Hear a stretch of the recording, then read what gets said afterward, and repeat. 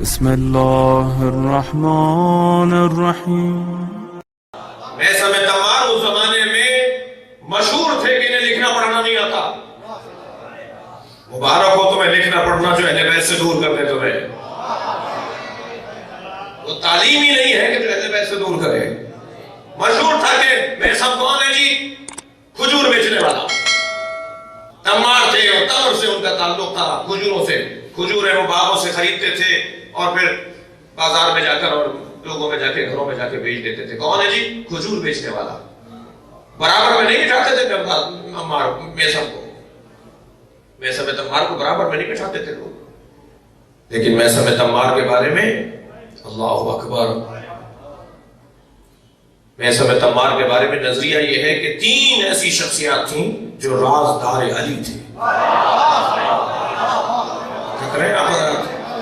عمار یاسر، سلمان فارسی، میثم تمار، عاشق علی۔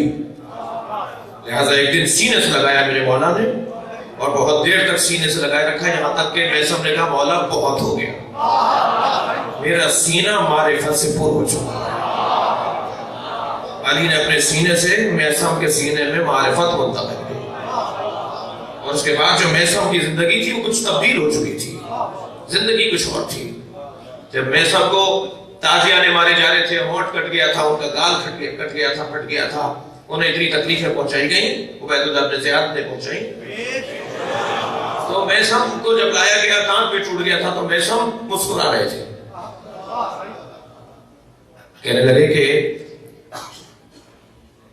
صدق مولاي علی، مسکرا کے کرے میری مولا علی نے سچ کہا تھا۔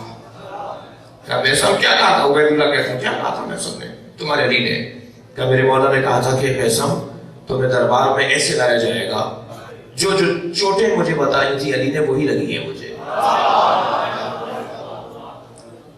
اور مولا کے فضائل دربار عبید اللہ میں پڑھ رہے ہیں، مولا علی کے فضائل دربار عبید اللہ میں زیادہ ہوئی کہ ایک مرتبہ کہنے لگا، عبید اللہ نے آواز دی، کہا کہ اس کی زبان کھینچ لو، تو پھر ایک مرتبہ گویا رقص کرنے لگے دربار میں۔ میثم کی کیفیت کو ایسی جیسے رقص کر رہے ہو خوشی سے۔ کہنے لگے تمہیں کیا ہو گیا؟ کہا میرے مولا نے یہ بھی بتایا تھا تمہاری زبان کھینچ لے۔ کہنے لگا اچھا تمہارے علی نے ہی کہا تھا تو اب زبان نہیں کھینچیں گے اس کی، اسے زندان میں ڈال دو۔ اور زندان میں ڈال دیا گیا، کئی مہینوں تک زندان میں رہے، یہاں تک کہ وہ عبید اللہ بھول گیا۔ کئی زندان میں کیا کر رہے ہیں؟ کہا زندان میں سارے وہ جتنے بھی قیدی ہیں پریشان تھے، انہیں علی کے فضائل سناتے ہیں تاکہ ان کی تھکن دور ہو، ان کی تکلیفیں دور ہو جائیں۔ سلوات پڑھیں ذرا محمد والے۔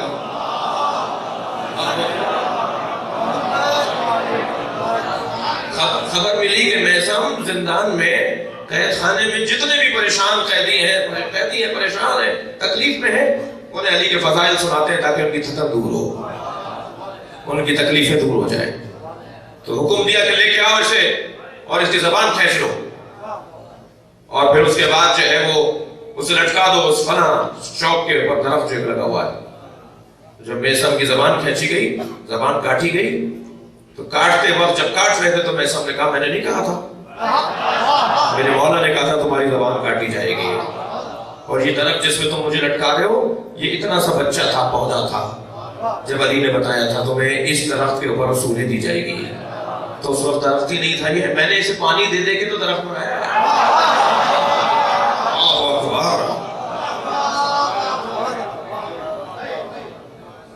لہذا عرفا کا کہنا ہے، علماء کرام تشریف فرمائے ہیں، عرفا کا کہنا ہے کہ جناب میثم تمار عالم منایا اور عالم رویا تھے، یعنی میثم بتا دیتے تھے کہ کس کی موت کب واقع ہو۔